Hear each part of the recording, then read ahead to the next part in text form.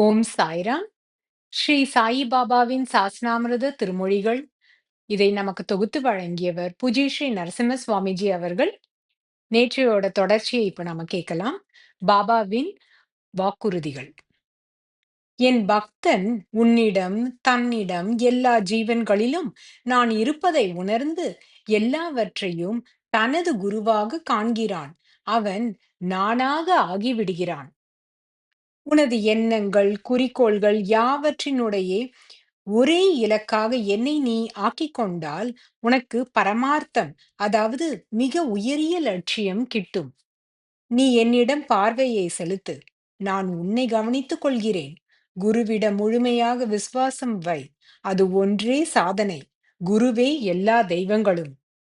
ஒருவன் முழு மனதுடன் என்னை நாடி என்னிடமே நிலைத்திருப்பின், அவன் உடல், ஆன்மா இரண்டை பற்றியும் எந்தவித கவலையும் கொள்ள வேண்டியதில்லை.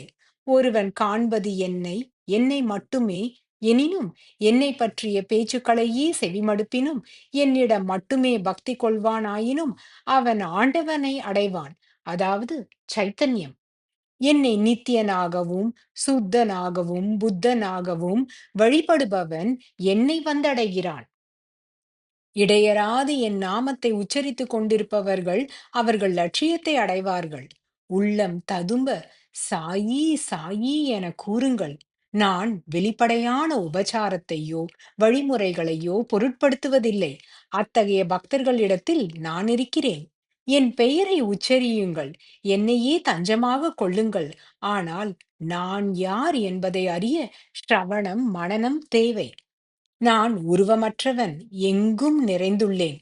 ஒருவன் தனது சுமைகளை என் மீது இறக்கிவிட்டு என்னையே நினைத்திருப்பானாகில், நான் அவனுடைய எல்லா பொறுப்புகளையும் ஏற்றுக்கொள்கிறேன். அதாவது யோகக்ஷேமம் வகாமியகம். ஆம், உன் சுமைகளை என் மீது இறக்கிவிடு. என் பக்தர்களின் இல்லங்களில் உணவுக்கோ உடைக்கோ எந்தவித தட்டுப்பாடும் இருக்காது. பக்தர்களாகிய நீங்கள் என் குழந்தைகள். நான் உங்கள் தந்தை. நீங்கள் எல்லாவற்றையும் என்னிடமிருந்து பெற வேண்டியுள்ளது. ஆகவே நீங்கள் இம்மாதிரி எல்லாம், அதாவது சாயி கடவுள் இல்லை என்பது போல் பேசுவது கூடாது. ஏன் கவலை? எல்லா விதத்திலும் உங்களை நான் கவனித்துக் கொள்கிறேன். அமைதியாக உட்கார். தேவையானதை நான் செய்கிறேன். நிறைவு காணும் வரை நான் உங்களை நடத்திச் செல்கிறேன். பாபுகீர், செல். தேவையானதெல்லாம் கிட்டிவிடும். கனு, உன் தேவையை நான் அளிக்கிறேன். மாங்கர் உடைய புதல்வர்களுக்கு தேவையானவற்றை நான் அளிப்பேன்.